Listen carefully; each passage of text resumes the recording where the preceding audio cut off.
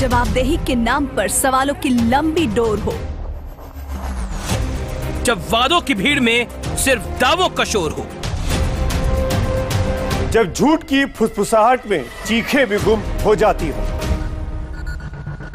सच की जान की कीमत ज़बां की बेड़ियां चुकाती हों। जो कहना है वो कहना है डंके की चोट पर।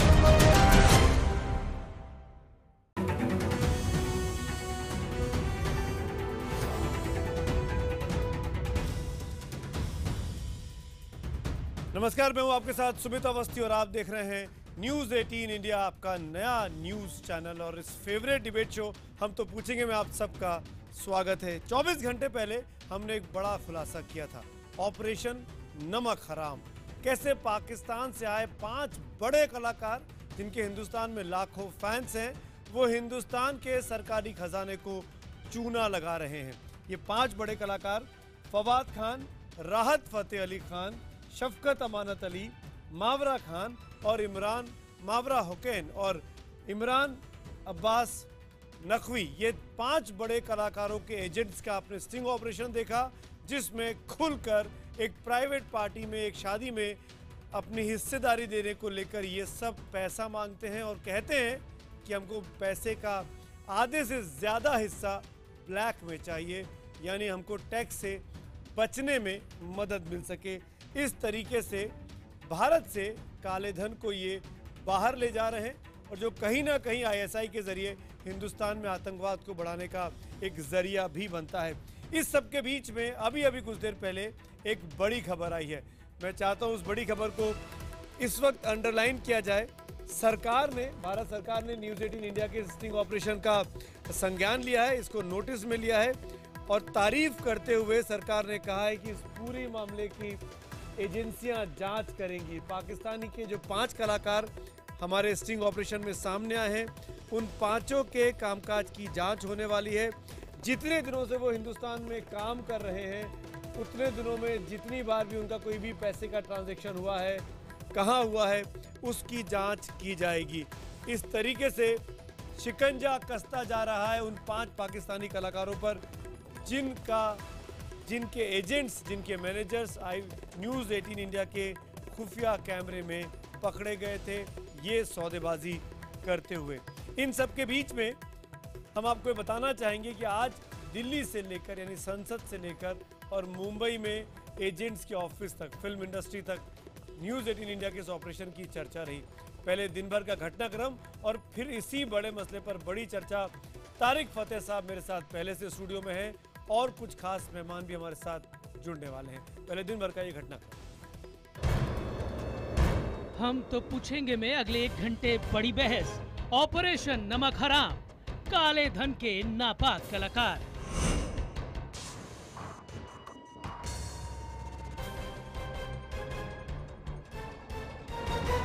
एक कड़ी लाती, दूजे नीम चढ़ाई, एक विदेशी और दूसरा देश में रह के काले धन को बढ़ावा देना, और ऐसे लोगों का चेहरा बेनकाब हुआ है, ऐसे लोगों पर कार्रवाई होनी चाहिए। आपकी जो वेबसाइट में मेरे ख्याल में ये स्टिंग ऑपरेशन की होगी, मैं उसको लेकर वेंकैया नायडू को चिट्ठी लिखूंगा और कहूंगा कि इस पर कार्रवाई करें। भारत सरकार ही उनको वर्क परमिट देती है, उस आधार पर यहाँ पे आते हैं। कोई जबरदस्ती तो घुस नहीं आते बॉर्डर सीमा पार करके, वो यहाँ पे भारत सरकार की अनुमति से ही आते हैं। और बीजेपी की सरकार है, उन्हीं की सरकार अनुमति दे रही और वही आलोचना कर रहे हैं।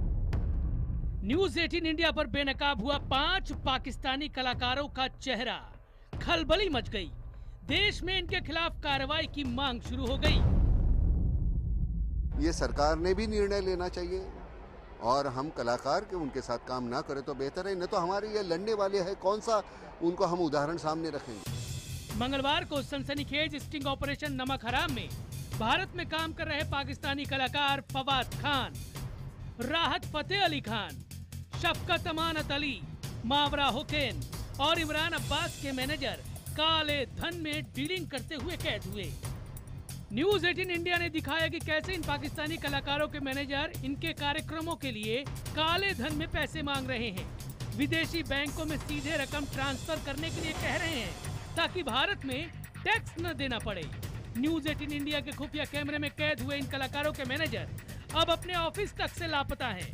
अभी तक इस स्टिंग पर सिर्फ गायक राहत फतेह अली खान ने अपनी प्रतिक्रिया दी है। खुफिया कैमरे में भारत में उनका काम देख रही मन्नू कोहली और राकेश गुप्ता कैद हुए हैं। राहत ने लिखा है, मैंने इस आदमी को कभी देखा ही नहीं, ये शख्स मेरा मैनेजर नहीं है, इसलिए जो भी आरोप हैं वो निराधार हैं। मेरे सभी मामले मेरी मैनेजमेंट कंपनी देखती है।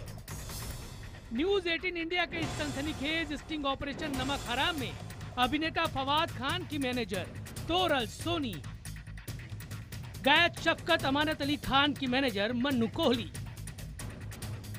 अभिनेता मावरा हुकन के मैनेजर हसन चौधरी और माधव मेहता,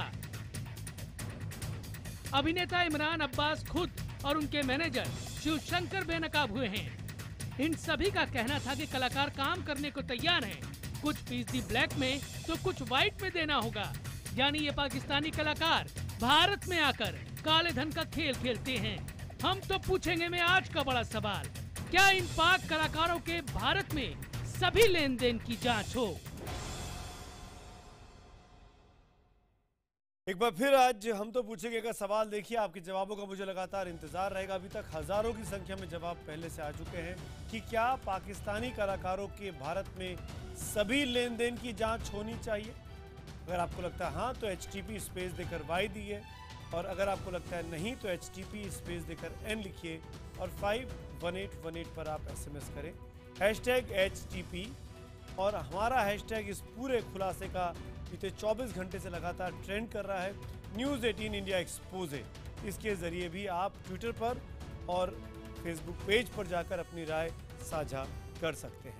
मेहमानों का परिचय कराता हूं बारी बारी से। इस वक्त जो खास मेहमान मेरे साथ जुड़ रहे हैं, भारतीय जनता पार्टी के senior leader member of parliament Subramanian Swamy साहब मेरे साथ हैं, जिन्होंने बड़ी साफगोई से कहा कि वो इस मामले को लेकर सरकार को चिट्ठी लिखने वाले हैं। तारिक फतेह साहब मेरे साथ जुड़ गए हैं स्टूडियो में, पाकिस्तानी मूल के लेखक हैं। आप दोनों का स्वागत है। कांग्रेस की स्पोक्स पर्सन खुशबू जी मेरे साथ जुड़ी हैं चेन्नई से, आपका भी स्वागत है। और फहीम बेग, जाने माने इस्लामिक स्कॉलर, इस वक्त हमारे साथ जुड़े हैं दिल्ली से। इफ्तिकार शिराजी पाकिस्तान के खबर नफीस हैं, पत्रकार हैं, जर्नलिस्ट हैं, वो मेरे साथ स्काइप के जरिए जुड़ रहे हैं। और दो बॉलीवुड के प्रोड्यूसर्स भी इस डिबेट में शिरकत करने वाले हैं, विपुल शाह और राकेश उपाध्याय, जिन्होंने आज ये घोषणा की कि वो पाकिस्तानी कलाकारों के साथ काम नहीं करेंगे। राकेश उपाध्याय ने साफ कहा और विपुल शाह ने कहा, बाकायदा हमारा स्टिंग ऑपरेशन देखने के बाद मुझे मैसेज करके कहा कि मैं चाहूँगा जितने भी पाकिस्तानी कलाकार इंडिया में काम कर रहे हैं सबके टैक्स ट्रांजैक्शंस की जांच होनी चाहिए। इसीलिए हमने इन दोनों को इस डिबेट में आमंत्रित भी किया है। डिबेट की शुरुआत करूंगा सबसे पहले सीधा तारिक फतेह साहब, बगैर लाग लपेट के मैं आपसे पूछूंगा, बार बार ये कहा जा रहा है जो स्टिंग हुआ वो तो मोटे मोटा यही है कि 50% या 60% या 70% जो भी आप परफॉर्मेंस देंगे, जो भी आपको पैसा मिलेगा वो हमको ब्लैक में चाहिए और वो हमारे XYZ अकाउंट जो है दुबई में या कहीं और, वहाँ आप ट्रांसफ़र कर दीजिए। ये मोटा मोटी है कि हमको हिंदुस्तान में काम करना है लेकिन हिंदुस्तान में टैक्स नहीं चुकाना है। लेकिन बात ये हो रही है कि ये जो पैसा जा रहा है, इलीगल पैसा जिसको हम ब्लैक मनी कह रहे हैं, ये पैसा कहीं ना कहीं भारत के खिलाफ इस्तेमाल हो रहा है। जो ISI का पेट्रोनेज है टेररिज्म को, उसमें यूज होता है और हिंदुस्तान में आके हिंदुस्तान के लोगों को मारने का काम आता है।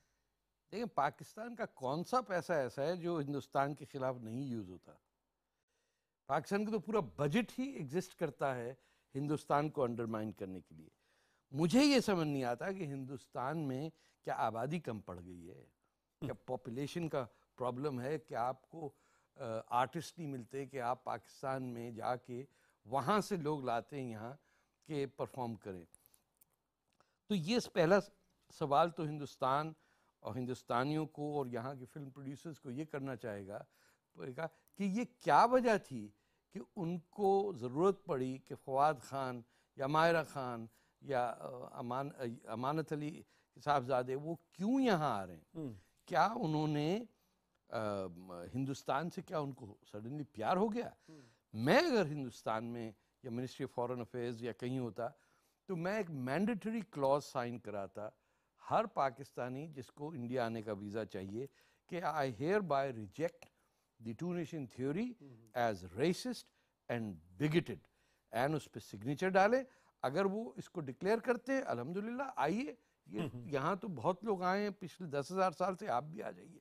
लेकिन जब उन आर्टिस्टों का ख्याल एंटी इंडिया है और मजमों के अंदर वो प्रो इंडिया होते हैं, और सब ये तो चोरी है। Black market is, black money is a code word. Basic ये है कि वो हिंदुस्तान का चोरी कर रहे हैं। बिल्कुल। तो हिंदुस्तान के लोग अगर चोरी कर रहे हैं तो फिर भी समझ में आया। ये पाकिस्तान से आके जो हिंदुस्तान का पैसा चोरी कर रहे हैं और हिंदुस्तान के ही लोगों के थ्रू करवा रहे हैं और भेज रहे हैं दुबई।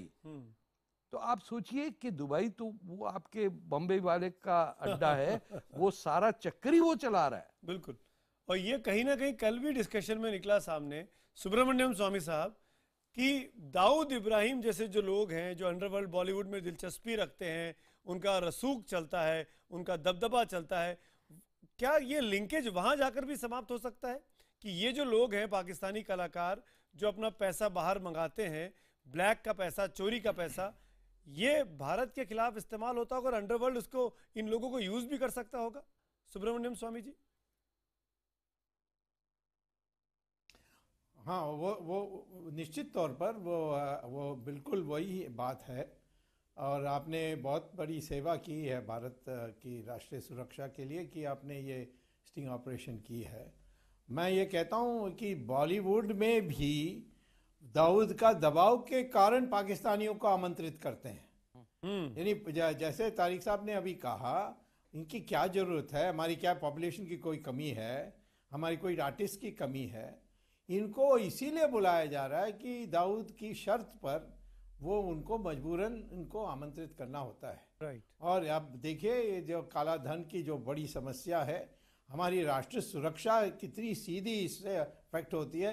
जिस दिन से ये 100, 500 और 1000 रुपए की नोट की जब्त किया जी, और या उसको अवैध डिक्लेयर किया, अब पाकिस्तान पैसा नहीं दे पा रहा है तो कश्मीर में सारी जो आंदोलन है बंद हो गई।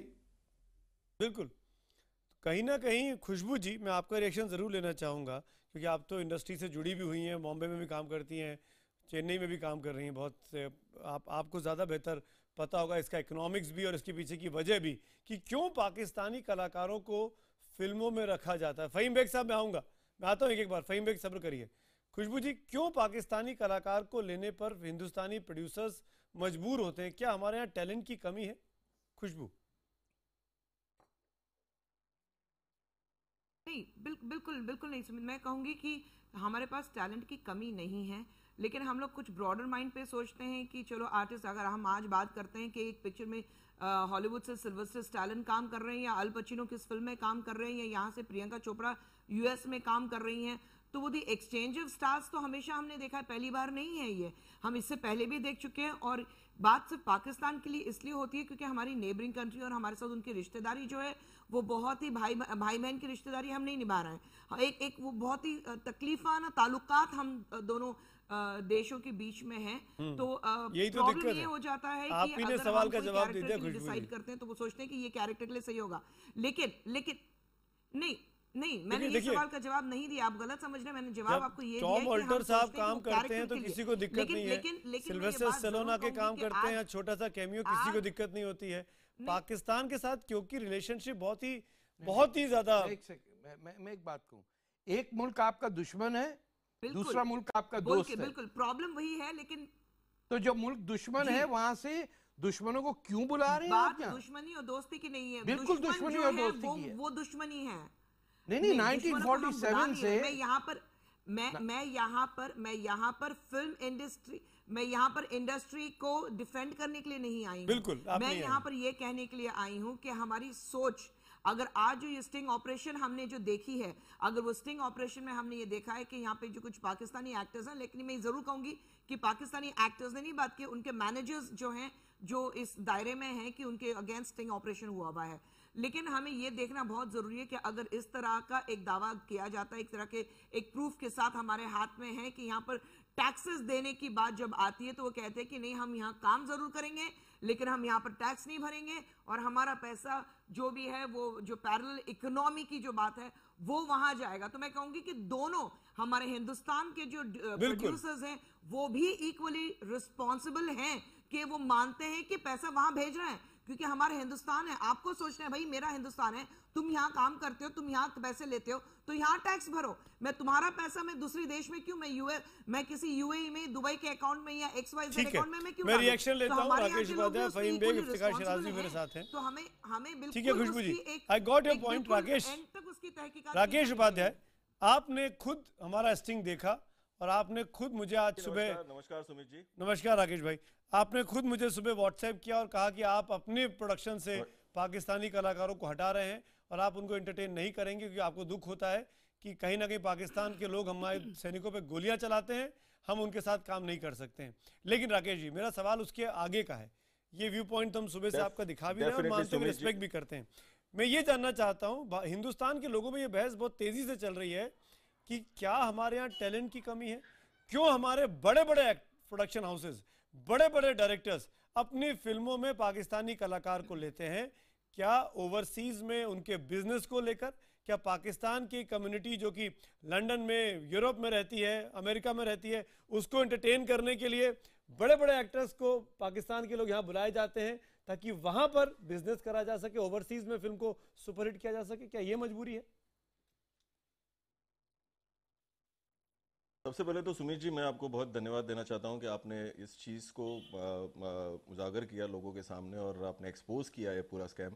एंड दूसरी बात, मुझे ये लगता है कि जितने भी पाकिस्तानी कलाकार हमारे यहाँ पर काम कर रहे हैं, जितने भी पाकिस्तानी कलाकार हमारे यहाँ काम कर रहे हैं, उनका मुझे लगता है, और जिन लोगों के साथ भी उन्होंने काम किया है, उनका भी अकाउंट्स और उन्होंने किस टर्म्स से, किस ट्रांजेक्शन से काम किया है, वो चेक करना चाहिए। और रही बात जो आपने बताई 110% के हमारे वहाँ टैलेंट की कमी है, क्या 130-125 करोड़ के मुल्क की आबादी है। और रही बात 1947 से, जब से लेके हिंदुस्तान आज़ाद हुआ है, तब से लेके आज तक कभी ऐसा नहीं हुआ है कि कुछ ना कुछ तो मसले हमेशा रहे हैं। चाहे वो कारगिल ले लो, चाहे वो पार्लियामेंट अटैक ले लो, चाहे वो मुंबई में जो अटैक हुआ वो ले लो, चाहे पठानकोट ले लो, चाहे उरी ले लो, चाहे उसके पहले 1971 की वॉर ले लो। तो हम कभी भी, हम ये हमेशा सोचते जाएंगे कि नहीं, रिलेशंस या हमारे जो संबंध है उनके साथ वो आज नहीं कल ठीक हो जाएंगे, आज नहीं कल ठीक हो जाएंगे। नहीं हो सकता है ये। अब इतनी बात तय हो गई है कि नहीं हो सकता है, क्योंकि इसमें हम, मुझे लग रहा है कि ज्यादा ऊपर गिर के हम उनको इनवाइट कर रहे हैं। और ये जो पूरा आपने जिस चीज को उजागर किया, मुझे लगता है कि मिनिस्ट्री ऑफ फाइनेंस को पूरा इसका इंक्वायरी करना चाहिए, DRI, फेरा, सबको इसमें लगाना चाहिए कि आप पूरी इंक्वायरी करो कि, और ये जितने मैनेजर्स हैं उनकी पूरी चिट्ठे पर्चे, उनकी फाइलें खुलनी चाहिए, और जिन प्रोड्यूसर्स और जिन लोगों ने इनके साथ काम किया है उनके भी अकाउंट्स चेक करना चाहिए। बिल्कुल, क्योंकि अभी धर्मा प्रोडक्शन के साथ साइन की हुई है।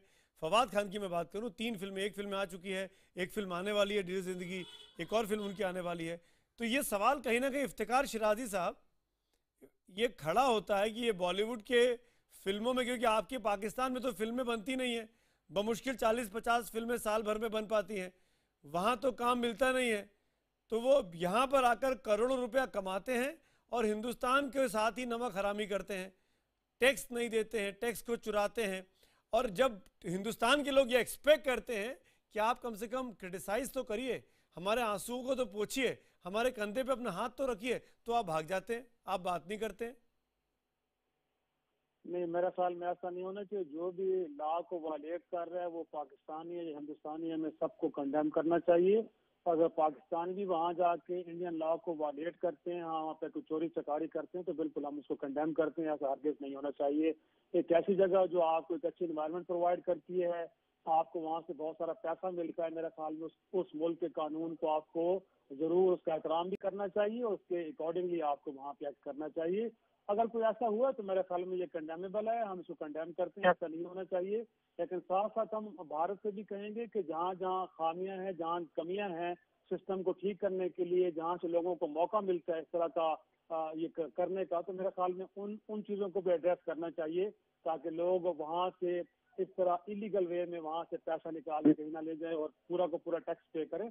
तो मेरे ख्याल में जहाँ पे इन लोगों पे ये बनता है कि ये वहाँ के कानून का एहतराम करें, वहीं पे सब भारतीय सरकार को भी चाहिए कि लॉ को इतना जबरदस्त बनाए उसके अंदर कोई लूप होल्स ना हो ताकि लोगों को मौका न मिले वहाँ से टैक्स अदा किए बगैर पैसा निकालने का। तो हम दोनों चीजों को ठीक है, हम तो मानते हैं क्योंकि जो लोग स्टिंग ऑपरेशन में हैं वो तो सब हिंदुस्तानी हैं, क्योंकि वो मैनेजर्स हैं, वही बात कर रहे हैं, उनके बिहाफ पर बात कर रहे हैं। ये अलग बात है कि इन मैनेजर्स के नंबर्स इन एक्टर्स ने अपनी वेबसाइट पे डाले हुए हैं कि आप इनसे संपर्क करिए। फहीम बेग, आप बहुत देर से बोलना चाह रहे हैं। राकेश साहब मैं आता हूँ, खुशबू जी मैं आता हूँ। Khushboo ji just a minute. Faheem Baig काफी देर से बोलना भी चाह रहे हैं। फहीम बेग साहब, ऐसे में पाकिस्तानी कलाकारों को क्यों नहीं बैन कर देना चाहिए? ना आपकी लॉयल्टी है, ना आप इस देश के साथ टैक्स देकर फिल्मों के जरिए आप अपनी कोई ड्यूटी को अदा कर रहे हैं। फहीम बेग। बिल्कुल बिल्कुल। आप मुझे सुन पा रहे हैं सुमित जी? जी हाँ, आप बोलिए। हेलो सुमित जी, आप मुझे सुन पा रहे हैं? जी हाँ, बहुत क्लियरली। सुमित जी, मैं सबसे पहले इस बात को कहना चाहूंगा, हमें तो सबसे पहले ये बहुत पहले बंद कर देना चाहिए था। पाकिस्तान ने हमेशा हमको धोखा दिया है। बहुत सारी ऐसी जगहें, बहुत सारे ऐसे रिश्ते, खास तौर से एनडीए गवर्नमेंट जब आई है तब उसने कोशिश की है, दोस्ती का हाथ बढ़ाया है, मगर अफसोस इस बात का है कि उस दोस्ती में हमेशा हमें घाटा मिला, हमें नुकसान हुआ, हमें धोखा मिला। चाहे वो आगरा मीट्स हो, चाहे वो समझौता बस हो, या फिर अभी प्रधानमंत्री जो अभी शॉल देकर आए हैं और साड़ी लेकर आए हैं। मैं सबसे पहले गुजारिश करना चाहूंगा कि ये सिलसिले बंद होने चाहिए। और दूसरी बात, पाकिस्तान का कोई भी व्यक्ति हमारे देश में आकर हमारे राष्ट्रीय चैनल पर बैठकर पाकिस्तान की बात यहां करे, मैं समझता हूं उनकी भी जांच होनी चाहिए। एक व्यक्ति जो आपने इस डिबेट में बिठा रखा है, इनकी भी जांच होनी चाहिए। किस मकसद से ये हमारे देश में आकर हमें आपस में लड़ा रहे हैं और हमारे देश में ये कौन सी मंशा लेकर आए हैं, इनका क्या मकसद है? मैं चाहूंगा कि हमारे देश की रक्षा जो हमारी सुरक्षा एजेंसीज हैं वो भी इन पर नजर रखें, क्योंकि कोई भी पाकिस्तानी हमारे लिए बिल्कुल भी ईमानदार नहीं हो सकता, क्योंकि पाकिस्तानियों ने हमें बहुत नुकसान पहुंचाया है। पहली बात। दूसरी बात, स्वामी साहब ने एक बहुत बड़ा इल्जाम लगाया है हमारे देश के फिल्म इंडस्ट्री पर, हमारे देश के बड़े बड़े प्रोड्यूसर, डायरेक्टर। ये तो बता दें इल्जाम क्या है सर? उन्होंने कहा कि दाऊद की दबाव में आकर पाकिस्तान के एक्ट्रेस को यहां पर बुलाया जाता है। स्वामी जी, ये आपका बहुत बड़ा हमारे देश के डायरेक्टर्स, प्रोड्यूसर्स पर आरोप है। मैं चाहूंगा इसे आप वापसी लीजिए। दाऊद की कोई हैसियत नहीं है हिंदुस्तान में और ना कोई हैसियत है हमारे। थोड़ा सा हल्के से बात करिए। आप तो ऐसे बात कर रहे हैं जैसे आप बॉलीवुड के बहुत बड़े पुरोधा हैं, फिल्म इंडस्ट्री को बहुत अच्छे से जानते हैं। इस तरीके से आप तो इस्लामिक स्कॉलर हैं, दिल्ली में रहते हैं, ऐसी बातें कर रहे हैं जैसे आप बॉलीवुड में 50 फिल्में बना चुके हैं और हर एक्टर को, हर प्रोड्यूसर को जानते हैं।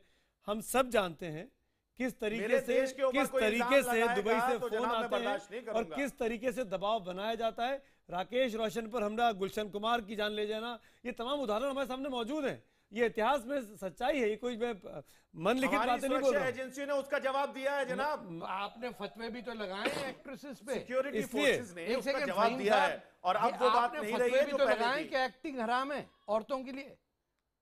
ये फतवे है ना मौजूद कि फिल्म में हिस्सा लेना एक्टिंग। अरे भाई, मैं कह रहा हूं इस आदमी को, इस शख्स को जो पाकिस्तान से ताल्लुक रखता है, वो हमारे राष्ट्रीय चैनल पर बैठकर कैसे बात कर सकता है? पूछ रहा हूं, डर क्यों गए? हमारे देश के आंतरिक मामलों में कैसे वो इनपुट दे सकता है? एक मिनट फहीम साहब, अगर आप कर रहे हैं ऐसे लोगों को फहीम साहब को अभी हटाइए। फहीम साहब मैं आपको हटा दूंगा। फहीम साहब मैं आपको हटा दूंगा। फहीम साहब मैं आपको हटा दूंगा। सब्र से बात करिए, तमीज से बात करिए। मेरे मेहमान है, आप मुझसे बात करिए। मेरे मेहमान है, आप मुझ पर सवाल खड़े करिए कि मैंने तारिक फतेह को यहाँ क्यों बुलाया है। उनसे बात करने का मैंने आपको अधिकार नहीं दिया, फहीम बेग। पहली बात। और दूसरी बात फहीम बेग साहब, मैं आपको बहुत ही समझदार, सुलझा हुआ इंसान मानता हूँ, तभी आपको इस डिबेट में बुलाया राष्ट्रीय चैनल कि ये सब तो ISI के एजेंट्स हैं, उनके इशारे पर यहाँ आते हैं, यहाँ पे काम कर रहे हैं, तभी इन पर एक्शन नहीं होता है। पहली तो बात यह कि अगर ISI के एजेंट है तो वहां जाके ऐसा क्या करें जिससे भारत को नुकसान हो रहा है। पाकिस्तान के अंदर भारतीय अदाकारों को बहुत मोहब्बत दी जाती है। यहाँ पे राज कपूर हों, यहाँ पे दिलीप कुमार हों, यहाँ पे शाहरुख खान हो, आमिर खान हो, या सारे हों, यहाँ पाकिस्तान के लोग लव करते। तो क्या आप ये कहेंगे यहाँ पे राज कोई काम कर रही है कि पाकिस्तान में भारतीय अदाकारों को मकबूलियत दिलाई जाए? ऐसा नहीं होता। ये लोगों पर डिपेंड करते हो किससे प्यार करते हैं। आपकी कितनी फिल्मों में हिंदुस्तानी कलाकार आके काम करते हैं शिराजी साहब? अच्छा, कितनी फिल्मों में हिंदू? मेरा ख्याल में हिंदू कलाकार, आपने खुद फरमाया ना, हिंदू कलाकार। अक्षय कुमार कितनी फिल्मों में काम करते हैं आपके? 1947 से आज तक बताइए। रोबिन घोष का आपने क्या असर किया? मेरा ख्याल में नसीरुद्दीन शाह साहब पर कुछ और लोगों ने पाकिस्तान में आके काम किया है और कुछ फिल्में ऐसी बनी है जिसके अंदर हुआ। लेकिन आप खुद फरमा रहे हैं ना कि पाकिस्तान में तो फिल्में बनती नहीं है। पाकिस्तान में उस मयार की फिल्में हैं नहीं, पाकिस्तान में लोगों के पास इतना पैसा नहीं है कि इतनी बड़ी ये जो ISI की को डीब्रीफिंग देते हैं और ISI के इशारे पर यहाँ आते हैं, इसके बारे में बताइए ना कि ये ISI का कितना प्रेशर है अपने लोगों पर, क्योंकि हम सब समझते हैं। मैं समझता हूँ वन शुड बी फेयर, कोई प्रेशर नहीं है, कोई अदाकारों पे प्रेशर नहीं है, कोई डीब्रीफिंग नहीं होती। मैं यहाँ खुद भारतीय हाई कमीशन की तरफ से बहुत सारे इवेंट्स होते हैं जिसके अंदर मैं जाता हूँ, वहाँ पे हमारे क्रिकेट के खिलाड़ी शोएब अख्तर साहब हैं या बाकी हमारे कलाकार हैं, जाते हैं, वापसी में कोई उनसे कोई पूछताछ नहीं हो रही होती। तो बड़ा एक अच्छे माहौल के अंदर एक इंटरेक्शन हो रहा होता है। इतना अच्छा माहौल अगर है शिराजी साहब, तो उरी पर हुए हम लोग की आलोचना क्यों नहीं कर पाते, क्रिटिसाइज क्यों नहीं कर पाते फवाद खान और मावरा और माहिरा, क्यों चले जाते हैं छोड़ के? दोनों आप आर्गुमेंट तो पूरा होने देना यार। मेरी गुजारिश है कि कलाकार बेचारे बड़े मासूम लोग होते हैं, इन्हें पॉलिटिक्स में ना घसीटा जाए, इन लोगों को अलहदा रखें आप। ये तो एक अच्छा मैसेज लेके जाने वाले लोग हैं। पाकिस्तान से गुलाम अली खान जाते हैं, भारत में लोग उनको चोरी कर रहे हैं और मासूमियत तो वो टैक्स की चोरी कर रहे हैं, सुना जाता है वहाँ पे, मासूमियत तो उनकी नजर आ रही है। राकेश उपाध्याय जवाब देना चाह रहे हैं, फहीम भाई साहब 1 मिनट। दुबई में लोग काला धन लेकर, सर मैं आपको इतना बताना चाहूंगा कि आप तो फिल्मों में काम करते हैं, आप तो लोगों को साइन भी करते होंगे, पैसा भी देते हैं, प्रोड्यूसर भी है, प्रोडक्शन हाउस भी चलाते हैं।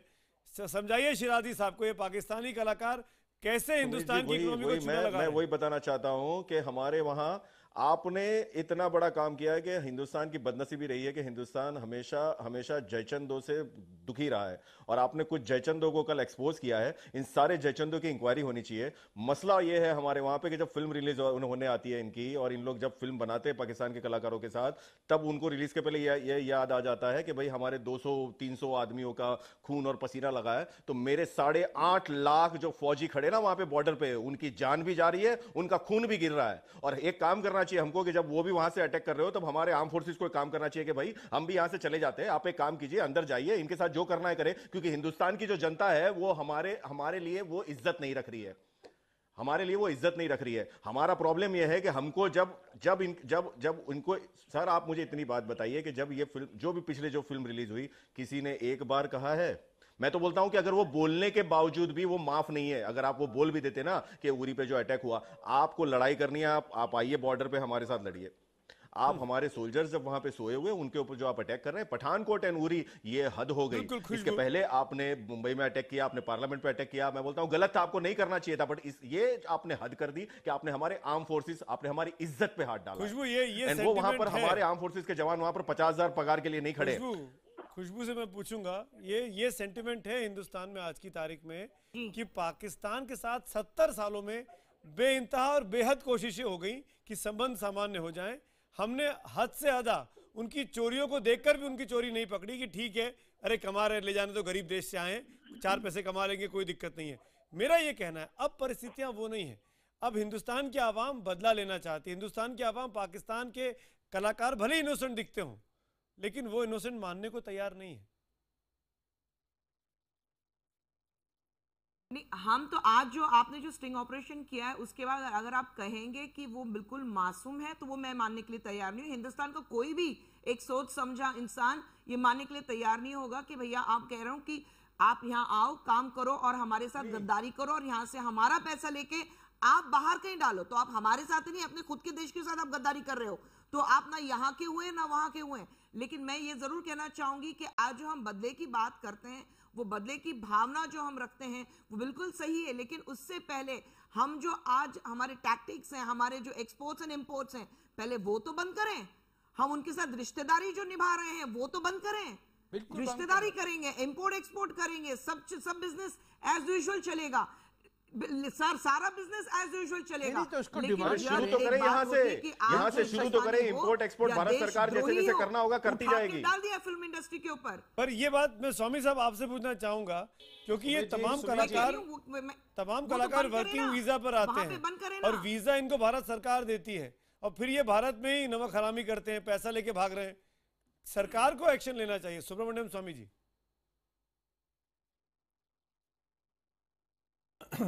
सरकार को तो एक्शन लेना चाहिए, परंतु जब हमने देखा है कि आखिर में जब ये हम ऐसे कोई कदम उठाते हैं तो सबसे ज़्यादा हमारे देश में कांग्रेस पार्टी ही चिल्लाती है कि इंटॉलरेंस, और आज खुशबू जी कह रहे हैं कि एक्सपोर्ट इंपोर्ट क्यों कर रहे हैं। तो मैं तो कहता हूं कांग्रेस पार्टी भी इस पर आवाज उठाए पार्लियामेंट में कि पाकिस्तान से किसी को यहाँ कलाकार को वीजा नहीं देना चाहिए, उनकी जरूरत नहीं है, वो नहीं करते हैं। अगर आप इस बात को पॉलिटिकल बनाना चाहते हैं, सुब्रमण्य स्वामी साहब पॉलिटिकल बनाना चाहते हैं, तो हम आपके सामने आपको पॉलिटिकली कर सकते हैं, लेकिन ये बात मैं पॉलिटिकली बनाना नहीं चाहती हूँ। हम यहाँ पर को अपनी इच्छा शक्ति को हम यहाँ फहीम बेग में आऊंगा आपके पास, फहीम बेग आऊंगा आपके पास। खुशबू बोल रही है, फहीम बेग सुब्रमण्यम स्वामी और खुशबू जी के बीच एक बातचीत हो रही है, मैं आऊंगा आपके पास। फहीम बेग हैव पेशेंस, मैं आऊंगा। आप दोनों की बात में किसी की बात समझ में नहीं आई। खुशबू जी 30 सेकंड्स में जवाब देती जो आप कह रही थी, क्योंकि मैं सुन नहीं पाया, आप दोनों एक साथ बोल रहे थे। 30 सेकंड खुशबू जी। मैं ये कह रही थी कि आज जो हम बात कर रहे हैं वो हम एक होकर काम बात कर रहे हैं, चाहे वो सुब्रमण्यम साहब हो या मैं हूं या जो भी पैनल पे हैं, हम एक हिंदुस्तान की तहत पे बात कर रहे हैं। अगर सुब्रमण्यम साहब इसको पॉलिटिसाइज करना चाहते हैं, अगर सुब्रमण्यम साहब ये कांग्रेस और बीजेपी की बात करना चाहते हैं, तो मैं बेशक एक दूसरा डिबेट मैं और सुब्रमण्यम साहब अकेले बैठ के बात करेंगे कि उन्होंने कितना किया है और यूपी गवर्नमेंट ने कितना किया है। लेकिन बात आज वो नहीं है। बात सुब्रमण्यम साहब, आप डिबेट पर हैं तो खाली एक बीजेपी के तहत नहीं, आप एक हिंदुस्तानी के तहत वहां बैठे हैं, और मैं यहां बैठी हूं तो सिर्फ एक कांग्रेस की एक स्पोक्स पर्सन होने की हद में नहीं, बल्कि एक बहुत ही अपने आप को पेट्रियोटिक हिंदुस्तानी कहने के नाते मैं यहां पर बैठी हूं। तो आप प्लीज, आपसे दरख्वास्त करूंगी कि आप इसको पॉलिटिसाइज ना बनाएं। नहीं, पर स्वामी साहब आप जवाब दे दीजिए 20 सेकंड में, फिर फहीम बेग मैं आपके पास आ रहा हूं। हाँ, मैं तो इसीलिए मैंने बोला कि उन्होंने ही कहा था कि सरकार क्यों फिर इंपोर्ट एक्सपोर्ट अलाउ करती है, तो ये तो पॉलिटिकल इन्होंने ही किया था। तो मैंने उसमें जवाब दिया कि जैसे हम कोई ऐसे कदम उठाते हैं, कांग्रेस पार्टी इंटॉलरेंस की बात उठाने लगते हैं, तो यदि कांग्रेस पार्टी भी हमारे साथ देंगे इसमें, तो हम निश्चित तौर पर इंटॉलरेंस हम हिंदुस्तान के अंदर बात कर रहे हैं। मैं आप दोनों को मौका दिया, अब मैं फहीम बेग के पास जाऊंगा। फहीम बेग मैं सीधे तौर पर आपसे पूछता हूं, पाकिस्तान के साथ आप एक हिंदुस्तान के मुसलमान हैं, और मैं आपसे लाइव टीवी चैनल के डिबेट में पूछ रहा हूं, पाकिस्तान के साथ तमाम संबंधों को खत्म कर लेना चाहिए, आपकी क्या राय है? मोटे तौर पर आप क्या कहेंगे? चाहे वो व्यापारिक हो, चाहे वो तिजारत हो, चाहे वो फिल्में हो, चाहे वो खेल हो, चाहे वो सिनेमा हो। सिंपल सा सुमीर जी, जो आपने इन शब्दों में छुपाकर जो एक बहुत बड़ा सवाल मुझसे किया है, उसका मैं बहुत सीधा और साधारण जवाब दे रहा हूं। रावण हिंदू धर्म को मानता था, शिव जी का बहुत बड़ा भक्त था, मगर वो रावण था इसलिए उसको किसी भी तरीके से जायज नहीं ठहराया जा सकता। श्री राम ने उसका वध किया। ठीक इसी तरह हिंदुस्तान का मुसलमान मुसलमान है, पक्का और सच्चा मुसलमान है, और जनाब अपने मुल्क के लिए अपनी गर्दनें कटाने वाला मुसलमान है। पाकिस्तान का धर्म जो भी हो, हमें कोई फर्क नहीं पड़ता। और हम पाकिस्तान को सिर्फ राष्ट्रभक्ति पे कहां शक कर रहे हैं? मैंने एक सवाल पूछा, आप उसको एक अलग रंग देने की कोशिश कर रहे हैं। फहीम साहब, क्या विजिट वीजे खत्म हो जाने चाहिए क्या? क्यों नहीं? आपने वही सवाल मुझसे पूछा, आपने कहा हिंदुस्तानी मुसलमान, मैं आपको बिल्कुल सीधा जवाब दे रहा हूं। नहीं दिया सीधा जवाब, राम का नहीं दिया सीधा जवाब। मैं नहीं समझ पाया क्या कहा आपने। मेरे सीधे सवाल का जवाब हाँ या ना होता कि संबंध समाप्त कर लेने चाहिए कि नहीं कर लेने चाहिए, हाँ या ना में बोलिए ना फहीम साहब। कभी भी नहीं कहेंगे। मैंने आपसे क्या कहा? मैंने पहले आपका जवाब दिया। और दूसरी बात, पाकिस्तान में रोजाना 6000 टन प्लास्टिक जो रिलायंस बेच रहा है वो बंद होना चाहिए। अडानी जो धंधा कर रहे हैं वो बंद होना चाहिए। कहीं से तो हमारे देश की बड़ी चाहिए ना। पाकिस्तान में आप पाकिस्तान के कलाकारों को बुलाकर अपनी फिल्मों में काम करा रहे हैं, वहां पर आपको धोखा मिल रहा है। पाकिस्तान के प्रधानमंत्री के साथ आप बातचीत कर रहे हैं, वहां की सेना आपको धोखा दे रही है। पाकिस्तान की सेना के साथ एंगेजमेंट चाहते हैं तो वो टेररिस्ट भेज रहे हैं। हर जगह धोखा मिल रहा है। फहीम बेग 70 साल हो गए, 70 साल हो गए। हमेशा हम और आप यही कहते रहेंगे कि पहले ये बंद करो फिर वो बंद करो। अभी तिजारत की बात आ जाए तो आप कहेंगे पहले इंडस का पानी रोको, इंडस का पानी रोको तो बोलेंगे इसके बाद पहले खेल रोको, फिर सार्क को खत्म करो। अरे कहीं से तो शुरुआत होनी चाहिए राकेश उपाध्याय। और वो फिल्में क्यों नहीं हो सकती हैं जो कि छोटा सा माध्यम है लेकिन एक संदेश देने के लिए बड़ी चीज है। डेफिनेटली सुमित जी, कहीं से शुरुआत होनी चाहिए, एक किसी को पहल लेनी पड़ेगी। और मैं शॉल ये भेज रहे हैं। अरे हाँ, तो यही इन्हीं लोगों से डिमांड उठ रही है। सुब्रमण्यम स्वामी साहब बैठे हुए आपके साथ, बस लेकर ये जा रहे हैं। तो वीजा आप भी मांगते हैं ना वहां जाने का? ये भेज रहे हैं, वहां से साड़ी लेकर आ रहे हैं, तो वहां आप चाय पी कर आ रहे हैं, आप भी तो वलीमे जाते में हैं बिरयानी ना? खा के आ रहे हैं। आप भी तो एक लाइन नहीं बोल रहे हैं अगेंस्ट में कि बंद कर दो। जितने हो सके उतने मौके दिए हमने, जितने हो सके उतने मौके दिए। अब मौके देने के लिए तैयार नहीं है। करना चाहिए। मैं बहुत तो मौके दिए। समुंदर की ये बहुत छोटी बहुत मौके मछलियां दिए। हैं जो टीवी के पर्दे पे नजर आती हैं। इनसे बड़ी बड़ी मछलियां हैं जो हिंदुस्तान में बैठकर पाकिस्तान से कारोबार कर रहे हैं। ये बंद होना चाहिए, ये गोरख धंधा बंद होना चाहिए। जब उन्हीं को पकड़ेंगे ना, जब उन्हीं को पकड़ेंगे तब बड़ी मछलियों तक पहुंचेंगे, क्योंकि उनकी बॉर्डर बंद होना चाहिए, नहीं विजिट वीजा खत्म नहीं होना चाहिए पाकिस्तान से। या अरे पहुंचेगा कैसे? अरे आप प्रेम का संदेश तो यहाँ से बार बार जा रहा है, क्यों जा रहा है भाई? हमारा क्या मतलब पाकिस्तान से हम वहां जाकर चाय पी रहे हैं, हम जाकर बिरयानी खा रहे हैं, हम शॉल देकर आ रहे हैं, साड़ी लेकर आ रहे हैं। वो तो प्राइम मिनिस्टर है, आप तो नहीं है। मैं तो खुद सवाल कर रहा हूँ स्वामी साहब से। भाई तो बंद, अरे बस लेकर जा रहे हैं, क्यों जा रहे हैं?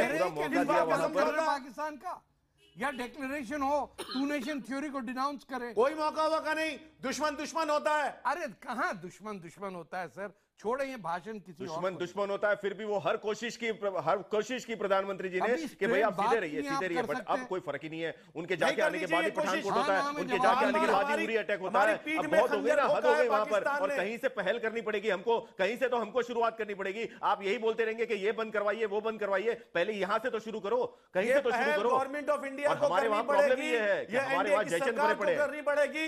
रातों रात नोट बंद कर देश पर जिस तरह से सरकार करेगी, भारत सरकार जब आवाज एक आवाज उठेगी, जब भारत सरकार को करना पड़ेंगे, तब मानेंगे हम कि गोरख धंधा नहीं है। बेग साहब एक मिनट, थोड़ा सब्र करें। खुशबू कुछ बोलना चाह रही है। खुशबू कुछ बोलना चाह रही है। फहीम बेग सब्र करें। खुशबू जी लास्ट 1 मिनट। खुशबू जी 30 सेकंड्स। खुशबू जी बोलिए।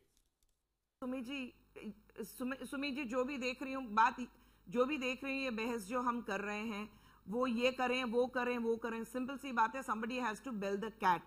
तो वो हमारे गले पे आ जाता है कि बस अब फिल्म इंडस्ट्री है, उसको बंद करवा दो। एक बिग बिल्ली है जिसके गले में घंटी बांधनी है, बांध दो। लेकिन मैं कहती हूँ कि इसमें जानकारी सबसे पहले होनी चाहिए। पूरी जानकारी होने के बाद उनके ऊपर क्या एक्शन, फिल्म इंडस्ट्री को नहीं, आप गलत समझ रहे राकेश साहब। जो बात हुई है कि आप वहां से एक्टर्स यहाँ ना लाओ, उनको बैन कर दो। मैं कह रही हूँ सुमित जी ने इतना सारा चिट्ठा पर्चा खोल दिया है, अब इससे ज्यादा और इससे ज्यादा क्या जानना है हमको? हमारी फिल्म अरे वही तो मैं कह रही हूँ, तो आप वही तो मैं कह रही हूँ। लेकिन मैं कह रही हूँ उसके पहले भी जो जितनी बात आपने कही है राकेश जी के पठानकोट उरी है, उसके पहले हमारे जो नौजवान, हमारे जो जवान बॉर्डर्स पर हैं, हमारे जो जवान इस देश के लिए हमारे लिए अपनी जान दे रहे हैं, उन सब को हमको शर्म आती है खुशबू जी जब ओमपुरी जैसा आके बोलता है कि उसको किसने बोला था 24 साल के जवान को वहां पर जाने के लिए आर्मी में। शर्म आती है मुझे फिल्म फ्रेटर्निटी का हिस्सा कहते हुए। बिल्कुल राकेश जी, मैं वो बिल्कुल गलत है। सेंटिमेंट्स हर्ट हुए थे। हर इंसान की सोच अलग होती है। आलोचना भी हुई और मुझे लगता है कि हमारे स्वामी जी से जवाब ले लीजिए प्लीज। के अंदर बैठ के लास्ट 10 सेकंड है मेरे पास, लेकिन मैं सुब्रमण्यम स्वामी साहब से बात करूंगा सीधा। कहना है Swami ji last 10 for 10 second. स्वामी साहब मैं स्पेसिफिकली इस ऑपरेशन के बारे में बात कर रहा हूँ, स्टिंग ऑपरेशन के बारे में। मैं ये जानना चाहूंगा आपसे इस आखिरी जवाब में, क्या वर्क वीज़ा पाकिस्तान के एक्टर्स, चाहे वो कोई भी हो कलाकार, चाहे वो गुलाम अली साहब हो, चाहे कोई भी हो, सबके बंद कर देना चाहिए, बिल्कुल ख़त्म? मैसेज देने के लिए शुरुआती आप डिमांड करेंगे सरकार से? हाँ बिल्कुल बंद कर देना चाहिए, बिल्कुल बंद कर देना चाहिए। वो मैं सरकार से बात करूँगा और पहल भी करूँगा। इसके लिए आवश्यक पड़ेगी तो कोर्ट में भी याचिका पेश करूँगा। ये इनएसेंशियल सर्विसेज हैं और इसीलिए इनको बंद करना अनिवार्य है आज की परिस्थिति में। जी thank you so much for being so categorical. मैं तमाम पैनलिस्ट का शुक्रिया अदा करूंगा। फहीम बेग, मैं आपसे इसी तरह के जवाब की उम्मीद कर रहा था लेकिन आपने नहीं दिया।